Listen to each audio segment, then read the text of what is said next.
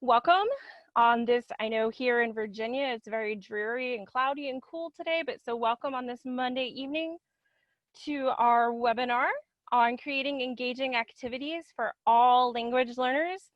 As Israel said, I am Heidi Trude, and I am honored to be presenting as part of the Best of the Best World Language Teacher Series tonight. So I'd like to give a special thanks first to IFLTA, the Indiana Foreign Language Teachers Association, the Indiana Language Roadmap Project, and the Hamilton Lugar School of Global and International Studies for their sponsorship of this webinar series. So big shout out to them for this opportunity.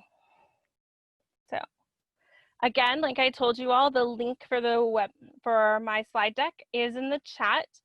And you'll find once you dig in there, there is lots of resources that you can have access to and you can share with your colleagues if they weren't able to attend. That's totally fine. So again, it is case sensitive and it's all capital letters. So bit.ly, and then IFLTA, my last name Trude, is the end of the link. And again, you'll find all of the resources there that you may need. And that link's also been placed in the chat for those of you who are just jumping in. So to give you all a little bit about me, just a little more. So as Israel said, I am Heidi Trude. I am the French teacher at Loudoun Valley High School. This is my first year in Loudoun, but prior to Loudoun, I taught for 11 years at Skyline High School in Front Royal, Virginia. I was a 2019 ACTFL Teacher of the Year finalist. I was the 2018 SCOLT Teacher of the Year, 2017 FLAVA Teacher of the Year, 2017 Region 4 Teacher of the Year for the state of Virginia, and in 2019, I was one of 2 US recipients of the EF Excellence in Language Teaching Award, and very happy that my co-recipient is actually on our webinar with us today. Renetta Boo from Indiana is on the webinar, so shout out to Renetta. And now back to my contact info.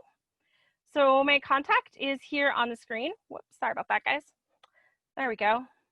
So if you need to email me, you can reach out at any time. My email is on the screen, techietrude@gmail.com. You can reach out on my website if you need to reach out to me there, and you're going to find the website. And I'm premiering this live right now. So it's a brand new website. Just finished it and I'm super excited to launch it. So the website is here and you'll find there's all kind of resources here for you all, even going further with tech integration in the language classroom. So feel free, it's a gold mine filled with all kind of resources. You can go through that at your own time. So it's all there for you, but I'm going to hop back to the presentation. There we go. And again, you can tweet out any of your learning. I share a lot on Twitter. My handle is htrude07. So please feel free to tweet, take photos during the webinar, and we're ready to have a great time. So I'm going to go ahead and we're going to jump right into our objectives for today.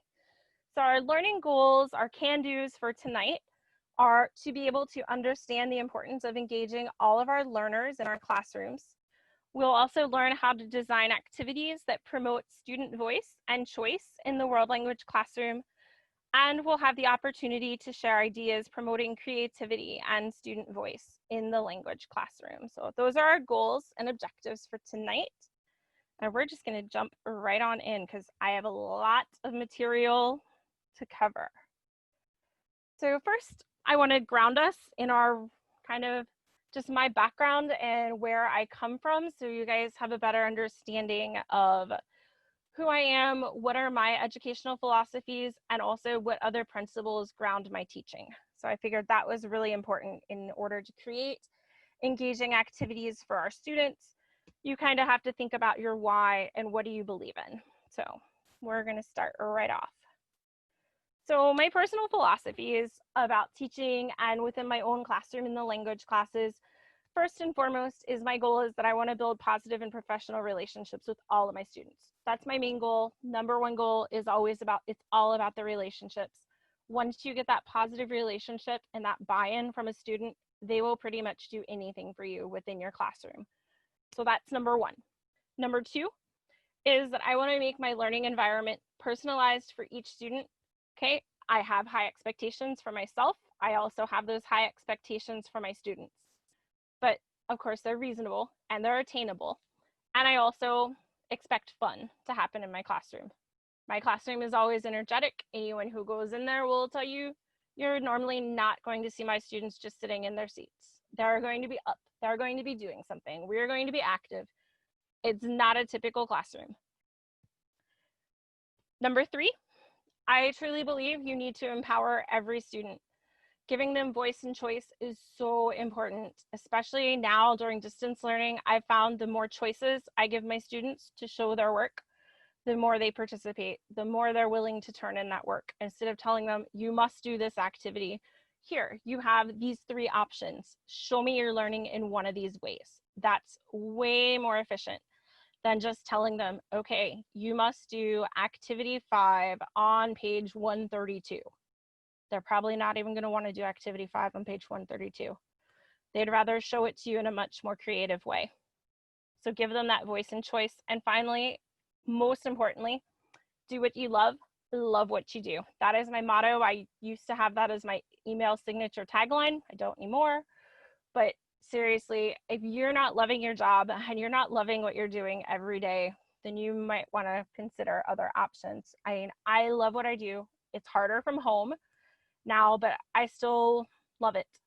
Like, it's contagious. The kids can tell. They can tell who's real. They can tell who's fake.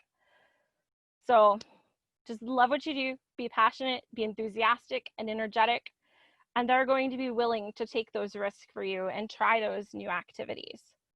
So that's my philosophy, but where it's all grounded in, it goes back to principles. And first principles I look at always when planning my lessons is ACTFL, and I'm sure everyone's familiar with these.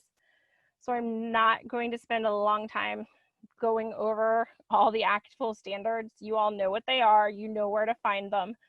But of course, everything that I do in my classroom goes back to the ACTFL 5 Cs and our World Readiness Standards. So that's there, those are guiding principles. That's what our lessons all focus on. We're looking at our modes, all of that every day. But you can still weave in fun and engagement with all of those. I also look at our Virginia standards. So in Virginia, we have our profile of a graduate. So profile of graduate, we focus on content knowledge, workplace skills, community and civic responsibility, and career planning, which tie also into our Virginia 5 Cs, which are different than the ACTFL 5 Cs, but there's overlap. So in Virginia, we look at citizenship skills, we look at creative thinking, communication, collaboration skills, and creative thinking skills. So all of those, I can mix them with the ACTFL 5 Cs, and it works very easily for me to create these engaging opportunities for my learners. But to go down even one more level, where I build in everything, in Loudoun County, which is my home district, we have our principles of deeper learning. So in Loudoun, we focus on empowering all of our students to make meaningful contributions to the world. So we do lots of project-based learning as well, which is very, very awesome in the language classroom, that I can reach out and my students can reach out and do more project-based learning. We can do things that are a little bit different, and we're encouraged to make those connections and go beyond the classroom. So just to give everyone a little bit of background of where I come from, I wanted to set the stage with that to make sure everyone understands my situation, where I come from, and kind of how I do what I do in my classroom. So we're going to go ahead and move on. So just so you and part 2 is my classroom, my world. Welcome to my world. So my classroom is not set up like a typical classroom at all. And I like it that way. Some people prefer desk. When I came to Loudoun Valley, the room I was given was an old computer lab. They knew of my tech background, so they thought this room would be the perfect room for me, and I have completely embraced this classroom. It allows for so many interactive activities. So these are just some random snapshots of my room that you can see different configurations. In the top left, we're having a student debate. Over on the top right, that's one day working with Pear Deck. Bottom middle, we have students doing a mystery Skype call that I've set up, and I set these up quite frequently across all of my levels. So this is just one cool activity that's really great to engage all learners, and I can talk more about that later on. Or if you have questions, I'm happy to answer those as well. And then I have some of these slides throughout. We have more, the top is showing some station rotations going on, as well as the bottom, and then 2 more mystery Skype calls going on. So those are just some ideas in my classroom, just how it's set up. It changes all the time. We're in groups. Sometimes they're on the floor. Some of them are out working in the hallway. It's pretty much, they're never just sitting in their seats all doing the same thing. It's always lots of movement, always changing it up. And I love it that way. So before I hop into part 3, I just want to check the chat, and if Teresa and Chunmei can check the chat and see if we have any questions before I go on. That would be great. Chunmei, Teresa, questions? No. So far, it's just people echoing that they agree building relationships with students is essential. Awesome. Just a lot of echoing that all of these are great points. So no questions so far. Yeah, awesome. Feedback. Great. So I just wanted to make sure that we're all good. And again, we'll just keep going then, guys. So we're going to look at 2 types of ways we can engage our students tonight. So I have this divided into part 3 and part 4. So part 3 is the part that probably a lot of you know me for, is my creating engaging activities with technology. And then part 4 is the side that some people don't realize that, yes, I teach without technology. It is possible. Heidi can do that and does it quite frequently. So part 4, we'll look at a few of my favorite activities for engaging my students in the classroom, and it works for all learners. I have students who are gifted all the way to students with IEPs in my classroom. So I just want to put that out there. I teach them all, and I firmly believe that every child can learn a language and should have that opportunity. So that is my premise. I stick to it. And I have had amazing success in my old school. I taught one student who was told he shouldn't be in a language class and that he could never learn a language. That student went all the way from level 1 all the way through to level 5, which at my old district, that was the highest they could go, with an A the entire time. And then, because he had a free block, he became my teaching assistant. And this was a student with autism who was told he couldn't do this, went all the way, then was my teaching assistant, and was ending up tutoring the level 1s, teaching the level 1 class, and he was phenomenal. So do not ever believe that a student can't learn a language. They can. You just need to enable them and empower them to do that. So getting off of my soapbox on that now, but he was a very special student and still has a very special place in my heart. So how can you engage all your learners with technology? So here we go. So to do that, first, we need to make sure we understand what is student voice and how can we make our students' thinking visible. So what student voice is, and I have a whole nother presentation I do all on student voice, which I have linked in here for you. But student voice means that you all should be hearing from your students every single day. That should be part of your daily routine. You should be hearing from those students, whether it's through an exit ticket, whether it's a check-in, whether it's a quick formative assessment, whatever it is, you should be hearing from every single child in your classroom. You can do this easily with a lot of the tech tools I'm going to show you and talk about. So lots of easy ways to do this. But every single day you should be hearing from those kids. And if you're not, you need to try something new. So if you need more on it, this links you, and I'll just show you what that is. There we go. So that would take you to this presentation here. And that goes through and gives you more of a tutorial on the tools for student voice. I'm not going to actually go through this one, so I'm going to hop back. but that presentation will take you back, and that one will have the tutorials for the how-to. Today is more the overview of these tools that I use to engage, and then if you need those how-tos, you go back to the links within. So that just so everyone's clear how that works. So student voice, hearing from every student should be a part of your day. So how do I do it in a language classroom? Variety of tools. My favorite, of course, is Flipgrid, and I'm sure most of you use that, but if you don't, that's definitely the key tool to look at. Pear Deck is another one of my go-tos, and I'm going to explain those in a few minutes. So those are my two favorite for hearing from all my students, but I have some other favorite ones too. All right, so other big key principle in my classroom, excuse me, is making thinking visible. And then I have a whole presentation that guides you through if you're not familiar with visible thinking practices and questions and techniques. I have a whole link here, the bit.ly visible thinking SU, that will help you kind of start how to guide your class through visible thinking and what to do. It's really great for opening your class. Like, I'll actually take you guys there right now. All right, here we go. Alrighty, so let me just get to that slide so I can show you guys this document.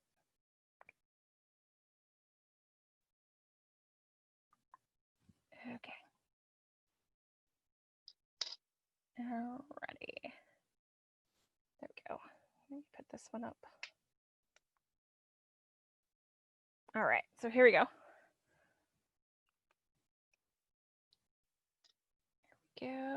All right, so when I use visible thinking, I want to look at it of when I'm assessing my students, I think of it as for, of, or as assessment. So what in the world does Heidi mean? So we'll look at it as for being the process. So it's a formative. When you think of assessment of, you're going to think of it as a summative. And then the as is as a reflective process. And again, what are my roles as teacher during for? I'm a facilitator. Of, I use it as to measure against the curriculum. And as assessment, my job is to ask those guiding questions. So with for, again, we determine where the student's needs are. So that could be through simple questioning. That could be through a Kahoot, a Quizlet, a Gimkit, whatever. Then we redirect that of. Now we're giving them, the students, that chance to make that final product, whatever that may be, that project, etc. The IPA, all of that. And then the as, again, that's the reflection, asking them the questions again, hearing their thoughts. So we have lots of strategies you all can use, and you have all these in the deck. My favorite is See, Think, Wonder, and I use it a lot in the class. What I do is I throw up an image that I find, an authentic resource, and then I'm going to ask the students, what do you see? Qu'est-ce que tu vois? What do you see? Okay, qu'est-ce que tu penses? What do you think? And then I ask them the most important one, what do you wonder? So like, what's that question they might have about that image? It could just be a cartoon. It might be a photo that I find, a news headline, and they're going to look at it with a picture. And it's a great way to lead them into discussion. You could follow it up with, I used to think, now I think. So take that same image again. What do you think about it? Okay, I used to think this was just a picture of whatever they was on the picture. Now I think based on their readings, etc. So great ways to do this. And all of these are linked in the presentation. And I'm just gonna hop out of them and hop back, but hop back a couple ones. So again, on this slide here, this one is the great link you wanna click, because this takes you step by step through each one, and it also shows you how you can use each strategy in the classroom and other ideas for tech that you can incorporate with it. So that's all linked right on this one, the thinking routine. So I'm jumping back to this one. Oops. There we go. All right. So that's a little overview of visible thinking. And what we're going to look at with that is now, how can I use that technology to make sure I'm engaging my students? Number one, I am hearing from every student, I'm getting that voice and choice, and that I'm making their thinking visible, that I can see their thoughts, that I know what's going on. So tech, I use lots of tech in my classroom. So if you're looking for more on how to use tech in the classroom, that's linked there at Tech in WL 2020. You can also get to it on my website, which is back on the front slides as well. So that will go through and give you the tutorials on all the tech. But now I'm going to talk about some of my favorite tech tools and how I use them to create those engaging activities for my students. So I started off with my two favorites. So my first favorite is Flipgrid, of course. And for those of you who have not used Flipgrid, you need to jump on this bandwagon. It is not just a recording tool. Flipgrid is so much more than that. Like, yes, you can give your students a prompt, they can make a video, but you can actually upload any type of video file on it. I do lots of app smashing, and I'm not sure how many of you are familiar with app smashing.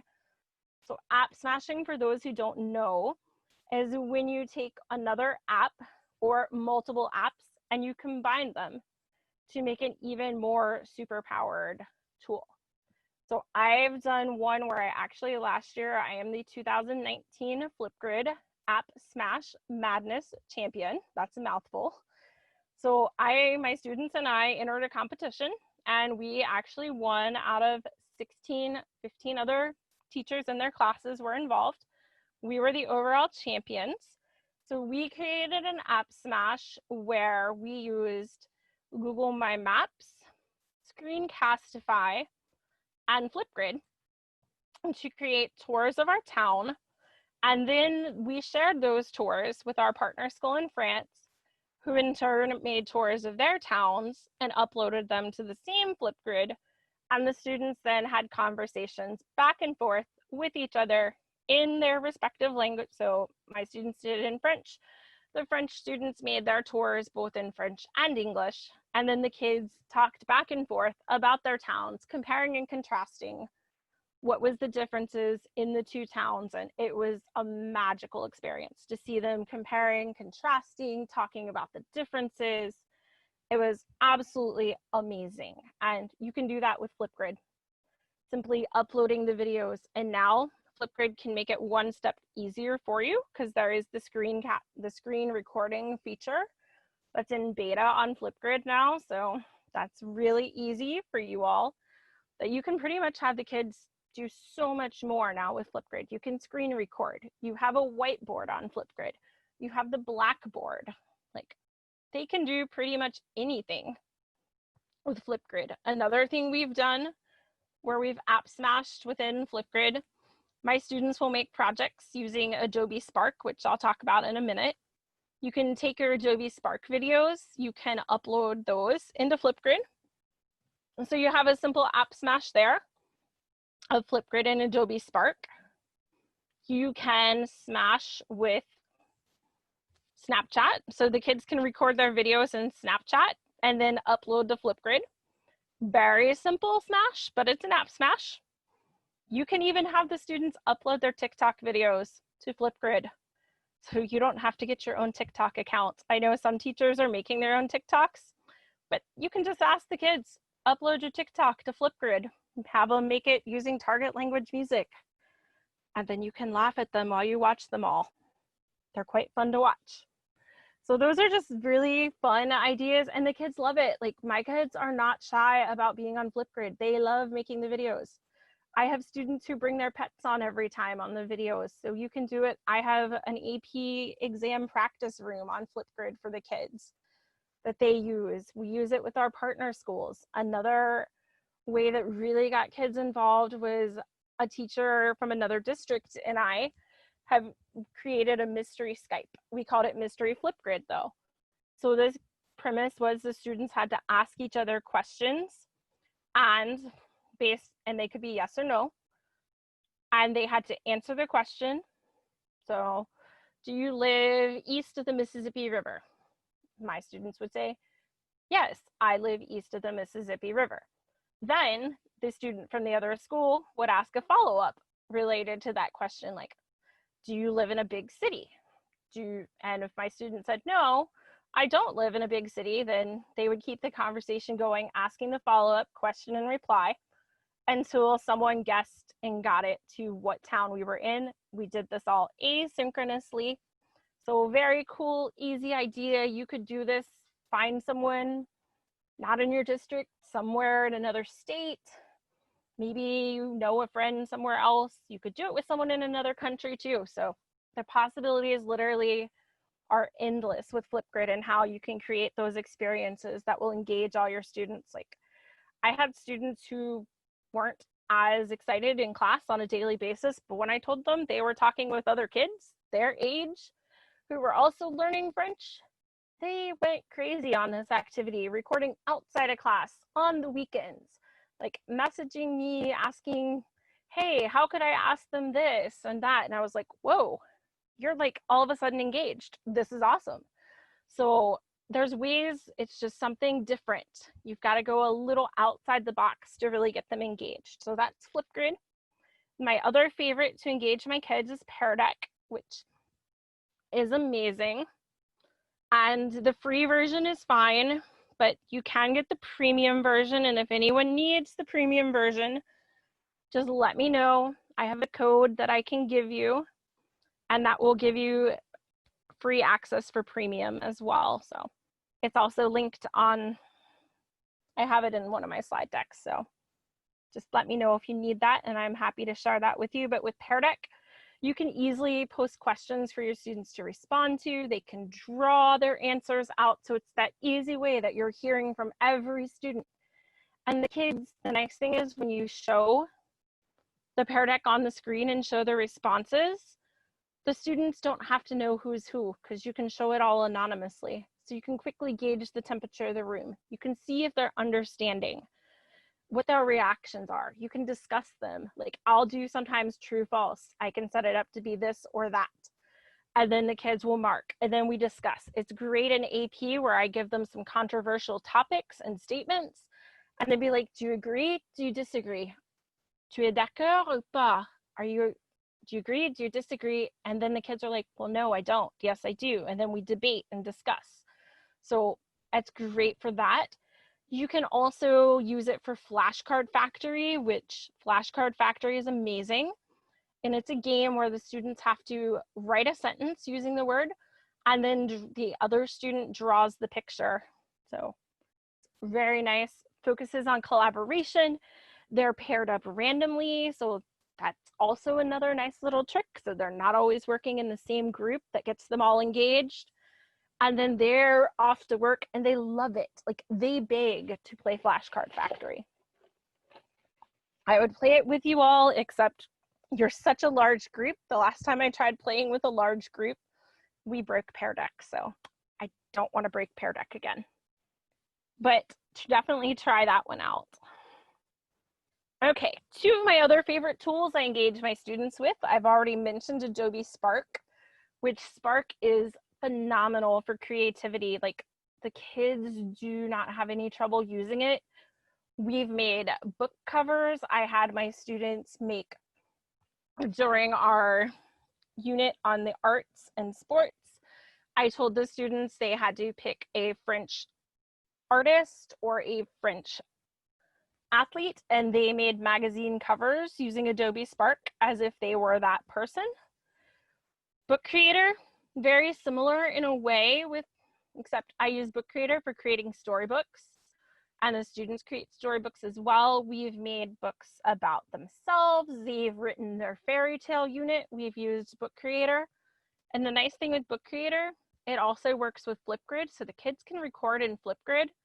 Then they can upload that into Book Creator. They also can record their own voice right within in Book Creator. So lots you can do with it. You can record, you can put a Google map in it.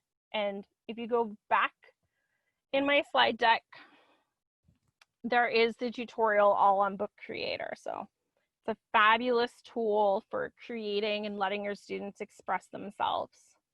And they all get involved with it. Okay, another couple more tools that I use for student engagement is Padlet, which I know since it's become paid for, it's not as good, but I think it's expensive. But I still like it as an option now in remote learning for my students to have the chance to share their voices and share things. So it is nice because they can share a variety of resources all in one Padlet. So I like it for that. I like it in remote learning. It's been very effective. Canva, similar to Adobe Spark. Some of my students, I give them the choice. You can use Spark, you can use Canva, you could use Google Drawings. So I always give them that choice when it's a creation project. A lot of them prefer Canva because I've learned in my new district, a lot of them have used Canva with other classes, so they pick it over Spark, but I have those who will use Spark as well. But Canva, very similar. We used it as well. There were those students who used it to create like they did their sports report with it. I've had some of my students, when they've written their poems, they have to write the poem in the target language. And then I told them I want it illustrated. So they'll take it and put it, once it's already written and I've approved their draft, they're going to take it and they put it into Canva. And within Canva, they're putting all their illustrations with it, the pretty backgrounds, the fonts.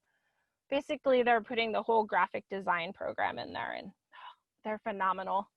Really, really like it. So it's a great creation tool as well. All right, another quick way to engage all your students at once and really get a feel for the room. WhooClap, super cool website. It's similar to Mentimeter, but I prefer WhooClap to Minty. And WhooClap is also free. So another nice benefit there. So you can pose a question. I like using the option where it creates word clouds, and the students like that one. So some mornings or afternoons, depending on when I have the class, their bell ringer would be like, list like 5 vocab words, or list as many vocab words as you can think about related to this topic. Then they start putting in all their words they pop up on the board, and then I'm going to give them some other prompt that's going to go with that they'll either have to then create those into a sentence, create those into a story, or talk to their neighbor using those words. So then that gets them all, and they're buying into it because they have contributed to the list. They've put something up there that means something to them. Your students will be more invested if there's some meaning they can attach to it with that personal influence. So them putting and contributing, they're then going to feel that there's value, and they'll contribute more to the follow-up activities as well. So WhooClap is great for that. And then just so you know, everything is hyperlinked here, so you can click it and it will take you to WhooClap, for example. And then you could log in and create your account. And all your students have to do is go to WhooClap.com, enter the code, and they're in. Nice and easy. Another one that works really well with my students that we like using that has really gotten them engaged is asking them to create their own tours. So we've used this a couple times in my class. We use Google Tour Creator. You don't have to always use it with virtual reality headsets. I know not everyone has those, so you can do this without the headsets. And it's very, very cool. The students build their own tour. They find the images. And we did it both ways in my room, where we have the headsets, so we watched some of them using the headsets, but then we found the Wi-Fi. It was really hard to get everybody when you have a class of 30 and to try to get them all on headsets connected in. It was a little bit of a challenge. So we just put everybody's tours up on my board, and you could watch it there, and they could move around, and you still felt like you were in those areas. And they did their whole tours in target language. It was amazing, and got everybody involved because, again, I had each student pick their place. Every kid in their pairs, they picked their destinations, so it had meaning to them. So I guess my big point is here, give them that choice. Don't be like, I provide them. Yes, I give them a list to start from, but allow them to go off of the list that you might give them those 20 places. But then always add an option and or your choice. Like if they can't find something on there that they're connecting with, give them the option, your choice, with Madame's approval. And the kids will be like, well, I have a connection to so-and-so or this place because of this. And then I'll be like, of course, you can do that. Absolutely. If you have some personal meaning to it, by all means, do it. They're going to be more connected. Their product in turn is going to be better. If they can make that connection, that buy-in, you've got them sold. So those are just some tools. A couple more that I use. And these ones work really well as well to engage your kids. Of course, Edpuzzle for showing them videos and asking questions. They really like the live version as well, both Edpuzzle and Fluent Key. When you can gamify it, they're going to buy in a little more. So we turn it into fun, and then they can earn prizes and rewards. So they really like it. It makes listening comprehension fun for the students. Instead of being like, oh, she assigned us an Edpuzzle. Like, okay, yes, you need listening comprehension, but if there's a way to make it fun and engaging and filled with energy, do it. So those are both two, and I like both of them. I migrate sometimes more towards Fluent Key just because, and I'll show you the website because this one's somewhat newer and not as many people know this one. So I will just log in really fast if it will let me. Hopefully it's gonna let us on. There we go. Okay, there we go. All right, so this one, of course, I like it more in a way because I can search by my language levels. And if you're another language, just change your language. And they have a lot of languages there. But I'm gonna keep it in French because that's what I know.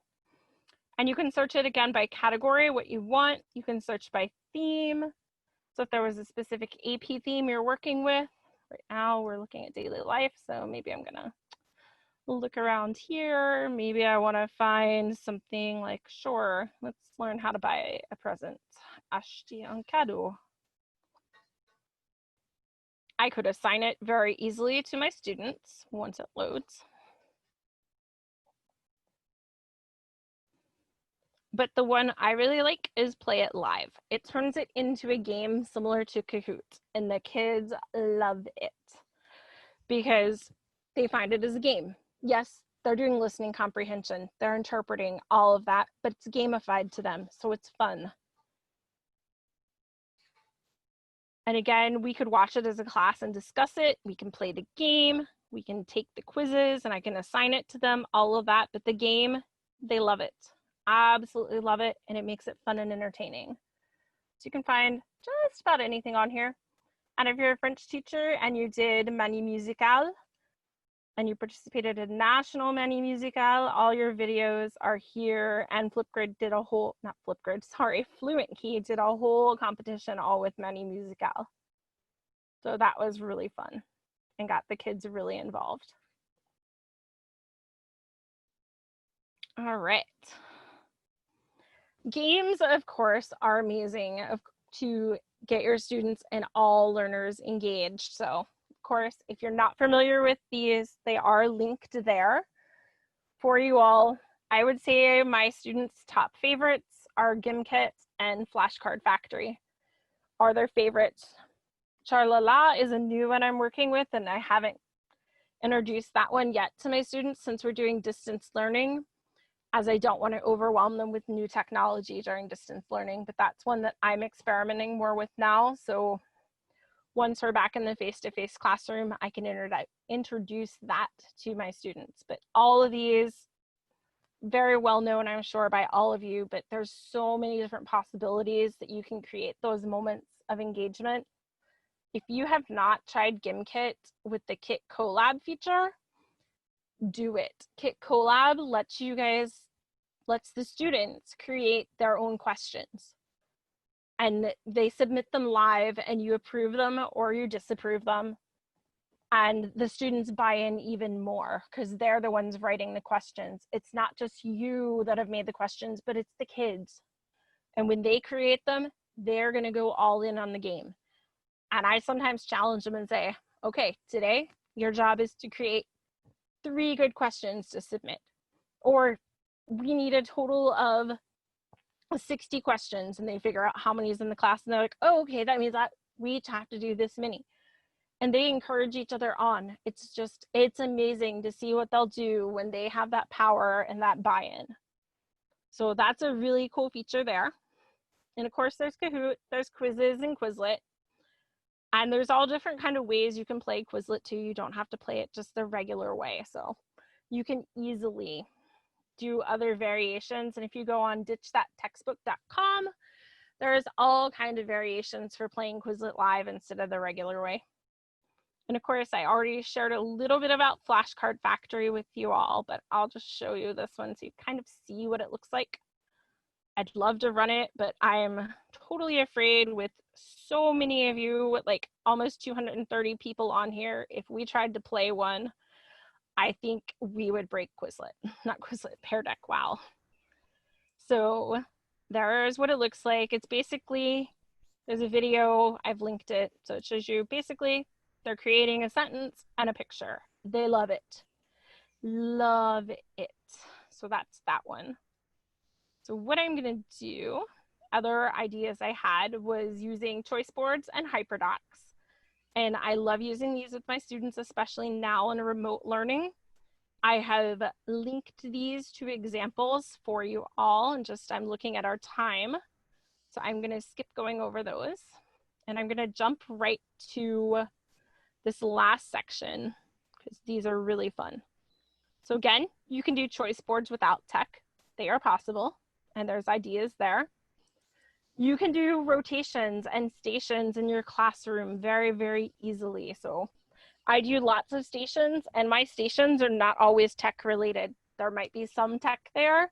There might be some of my stations that are absolutely no tech, and it's using readers, or they're playing a game without technology, etc. But stations, very easy to set up. You saw pictures already of my classroom that have stations going on. My best friend for making stations work successfully and flawlessly is using this shorts camera in Flipgrid. It's really awesome if you've never used it. It lets you record your videos, and then it creates a QR code for you at the end. Once it's made the QR code, the kids literally take their cell phones, they scan the code. My picture will pop up on their phone. It was creepy the first time it happened. My picture pops up, and there I am explaining in target language what they're supposed to do. They can watch it as many times as they need. They don't have to raise their hand and keep asking me, like, what do I do when I get to station 5? What do I do when I'm at station 2, madame? I don't understand. All they know is look for the QR code. The group leader scans the code. They listen to what the directions are, and they go right into whatever that activity is. Works, yes, it's a lot on my end to do all of that, but it's made stations flow so much easier by having those videos made with the QR codes. The kids just scan and they just work, and it's wonderful. So that really has helped, and I've linked here some other suggestions for stations as well. Okay, games in my classroom. Ones that I create without technology. I do have some little suggestions for you all.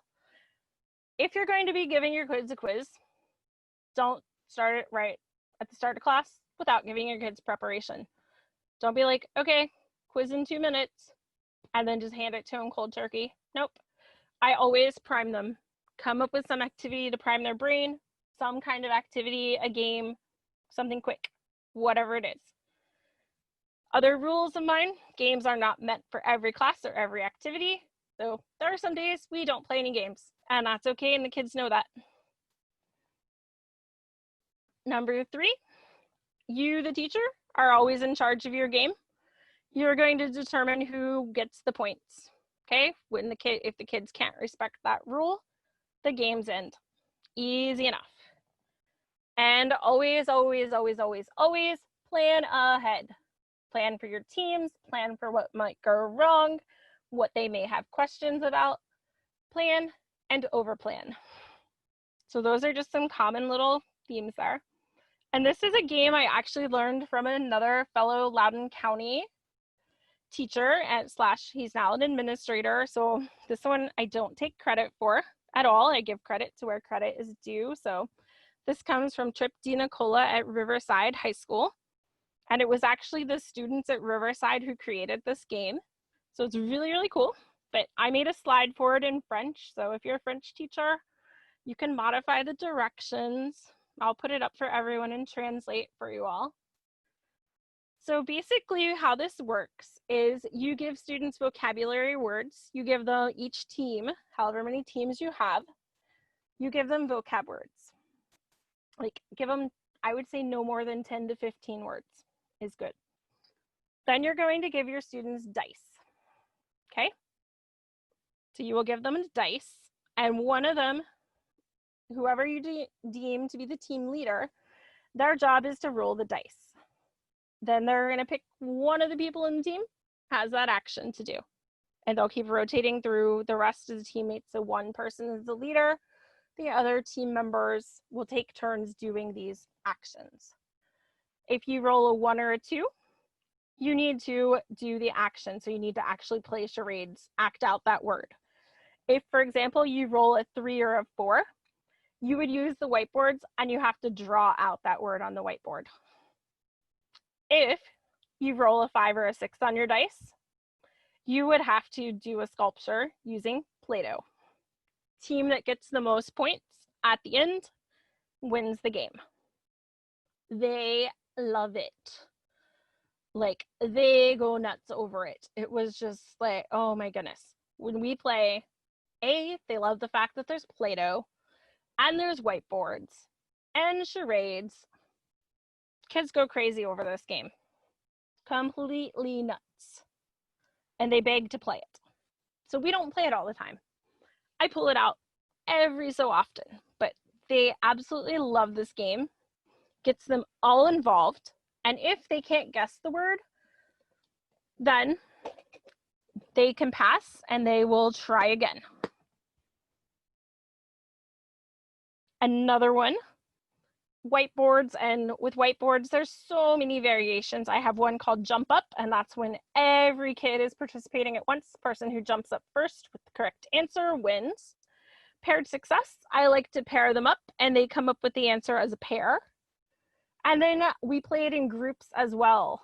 And that's where it gets more challenging. With the groups, I'm gonna give them a longer phrase to work with or a longer answer, and they have to, everyone in the group has to have the correct part of the sentence in order to get the point. So just some variations there. Heidi? Yeah, I see the time. We're almost there. No time. There is a question. Yes. The question is, if you do this exercise, let me see, because there are in groups of 3, 2. Oh, for actionary, it depends on the size of the class. I would say no more than 4. Groups of 4 works best. But again, it all depends on the size of your classroom. Okay. All right, so one final game that I really like, well, actually 2 final games, and then I'll take questions. This one, very simple, very silly, but the kids love it. I call it C'est mon crayon, it's my pencil. All you need is dice. 1 dice per student. Each kid has their writing utensil. It doesn't have to be a pencil, it could be a pen. And then you give them whatever the assignment is. It could be reading comprehension questions. It could be whatever you want it to be. And then one student starts working on it. You pick a number on the dice. So for example, I might say today's number is 5. So if it's 5, so you have them in your group, say 4 kids in a group, then one kid will start working. The other 3 are rolling their dice. Whichever kid gets a 5, they announce, say, mon crayon. Hey, it's my pencil. Bam. They take over and they start working. Then the other 3 are now rolling the dice. Once that next student gets a 5, they take over. So it's fun. It switches it up. It doesn't make everybody have to work on it at once. They like that one a lot. And then, of course, this one, classic, so fun, so engaging, is using the building block game Jenga. And what we do with that one is the students will have questions to answer, and I gave you a sample here. And my Jenga blocks are color coded. So this was just a template I used one time. So if you're answering question 1, you would have to pull out a purple block. Question 2 is a blue block, etc. Question 5 was 3 was green, 6 was red, 5 was pink, and yellow was 4, and it all corresponds to the questions. I've done it another time where they had to make sentences using verbs. And you can see, depending on what verb they were using, then they made the sentence. If they did it correctly, then their group would tell them they could pull out that block. So just a variation there on how you can use that to create those engaging activities for your students. So now I will let you all fire away with questions. They have definitely been firing away with lots of questions. Okay, and if we don't get to all of them, if you all just email your questions, please, to me, and I'll put my email back up there. Put that there for you all. So if we don't answer it, reach out on Twitter or on my email, and I'll happily answer questions, guys. So there were some more specific questions about some of the different platforms you mentioned, Okay. Heidi, that can probably be addressed more one-on-one. Yeah. A couple of people wanted to know if you had any presentations or blog posts or any kind of queued up examples of different Flipgrid activities somewhere that you could share. So if they go on my website, which I'm Mhm. pulling up right now, and you go to consulting and workshops, and you scroll down, and they should load. Okay, my internet's very slow, but they load. And there is one on there that's called Flipgrid in the World Language Classroom. And that shows examples. I'm not showing them on a webinar for student privacy reasons. But there are some, like here's my App Smash one that's there, and that goes through it. There's virtual reality. Okay, that one's not loading, that's cool. But this one right here, amplifying student voice and creativity in the classroom, that has lots of Flipgrid examples in that one. Has Flipgrid logo right there. So it's on my website, like pretty much anything. If you need help with Pear Deck is right here on the website as well. Here's today's presentation right there. All right, other questions? So we also had a question about, so how do you handle for an assignment when you give students the option to use different apps? How do you kind of make that work in terms of grading and pulling everything back together? So usually when I give them a choice of technology tools, they're all tools that are roughly going to do the same thing. So I have the set rubric that I know what I'm looking for, those set components, and I know they'll still accomplish it within those parameters. Like if it's going to be a creation tool, then I would say you can use Google Slides, you can use a Google Drawing, you can use Canva, Adobe Spark.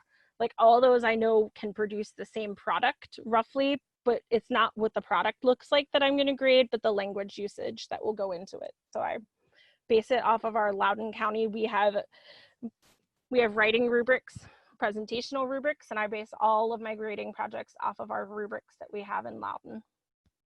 And any of those can work for those tools. Okay, great. We had a question about for building proficiency levels. How do you really encourage students to speak once they get to like the intermediate, mid, or high level to really draw them out more? So a lot of that goes to the in-class discussions, like just encouraging them to, we use in Loudoun, we focus on 90% target language in my classroom, and my students are very good about that. A lot of that can be brought out too by giving them those opportunities just to speak in the classroom, giving them those time to talk with their partners. Also through Flipgrid with my partner school as well. That's a great opportunity that my students have, that we can talk to native speakers. So we're very fortunate in that aspect. So that really, really helps them to continue developing their proficiency. Let's see, another question we had. So you mentioned that you sometimes use these different ways to also have your students work with students from another school. How do you kind of get them to initially break the ice working with somebody from another school? So that one, we just started out, and that one was really cool because we're just like, okay, and we gave them a template to follow, kind of like, okay, you're going to ask these kids another question. And we're like, they're the same level as you. They're learning French. And the kids are like, oh, okay. Like, we thought they might be shy and awkward. The kids weren't. They just like got all into it. And I told them too, they could record with a friend. And I think that kind of helps some of the shyer students know that they could record with a friend. That helps them. Other thing is with Flipgrid, if they're a little apprehensive, Flipgrid gives them the emojis that they can put over their face. There's also, I call it Minecraft mode, which it kind of pixelates them so you don't really see them. So that kind of helps the kids knowing that kind of like, oh, they might not really see who I am and it's okay. And I just tell them, it's okay. They don't know you either. You're probably never ever going to meet them in real life. And the kids are like, oh, okay, whatever. And then some of them actually then decide, oh, that person's pretty cool. And then they start carrying on more conversations. And I'm like, okay, cool. We're all cool with that. So, I mean, I think it truthfully depends on your kids. Like my kids were really cool with it. And so was Zach, who's my colleague at another district. His kids were all cool and no one really was like super anxiety issues happening there. It was all just very good. Other questions that you guys see? Because there is one more, and this is, can you share any interpersonal activity you do online? and again, like I told you all, everything is linked in the website, like in my website, and I've hyperlinked other presentations within the slide deck. So if you guys need the slide deck again, I can put that in the chat. There's the chat. So let me see if I can grab that in there for you all, because this has everything. There you go. Okay, so there's that one. Okay, I see some things. Where can you find more French materials? Okay, if you need more for French, go to the AATF. We have a whole Wakelet page that we curate. There's several of us who curate for AATF. Please go there. And if you still, guys, I'm seeing, because I'm watching chat now too. I'm going to stop sharing my screen so I can see the chat a lot easier. Okay, any other questions? Because I know we're over the time.